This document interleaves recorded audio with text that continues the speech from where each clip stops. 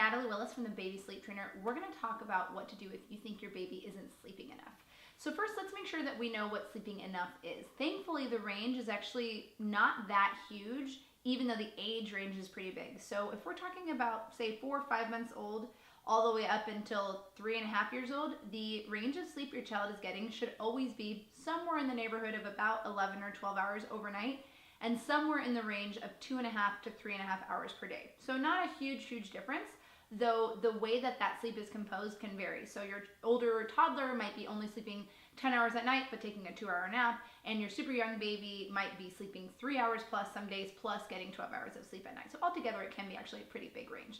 So the first thing that you want to make sure that you understand is that you know your child's tired signs and that they are actually tired, right? So what are the signs of your child being tired, which is, being a little bit crabby, knocking out in the car every time you put them in there, things like that. And the reality is, you know whether your baby is sleeping enough or not. And if they are not sleeping enough, the key is to figure out why they're not sleeping enough. If they're not falling asleep independently for naps and bedtime, and independently means being able to walk into a room, put them down flat on their back in a crib, and walk out with their eyes open, and they're able to fall asleep on their own, without a passy, without a swaddle, without a DockATot, without anything like that. If your baby's not able to fall asleep from that point, when they wake up overnight, which is normal for humans to wake up frequently overnight, they don't know how to put themselves back to sleep. They need whatever they need during the day and at bedtime to fall asleep in order to fall back to sleep overnight. When your child is an independent sleeper, they'll be able to put themselves back to sleep throughout the night and they won't wake up all the way. That's pretty normal. If your child depends on you or something else in order to go back to sleep, they're going to wake all the way up. That fractures their sleep. It's a lot more likely that they will be tired throughout the day. It's also a lot more likely, especially with an older infant or toddler, that they'll wake up and not connect their sleep cycles during naps, also making them really tired. In order to solve that problem, you'll need to sleep train them. Sleep training just is teaching your child how to fall asleep independently for naps and bedtime so they're able to put themselves back to sleep. I have lots of videos on the subject you can check out. Let's say your child is an independent sleeper and they are sleep trained and you're like, they're still tired, I still don't feel like they're getting enough sleep. This question almost always arises in the age group of, I would say, like 4 to 7 or 8 months, maybe up to 10 months, but it usually is, I would say, 4 to 6 or 7 months.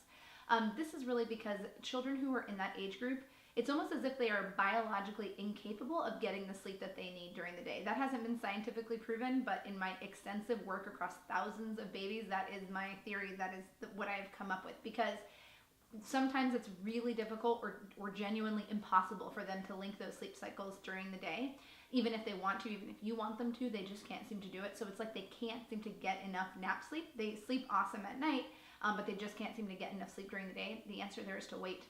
If you've already sleep trained your child, they're on a great schedule, and they just seem to not nap very long, that's normal. That will pass. It typically passes as they go into like the 7th or 8th month of life. Naps typically lengthen, and then they go from 3 naps to 2. You can actually check out the Baby Sleep Trainer blog for a blog post on how to go from 3 naps to 2, and that might be helpful if you have a baby who still seems to be having those short naps throughout the day and is a little bit older and maybe is ready to reduce their naps, the total number of naps they have, and then hopefully lengthen them, because sometimes that'll happen first. You reduce them to 2 naps, give them a couple weeks, and then those naps get longer. Anyways, please like this video, be sure to subscribe, and I will see you next time with more sleep tips.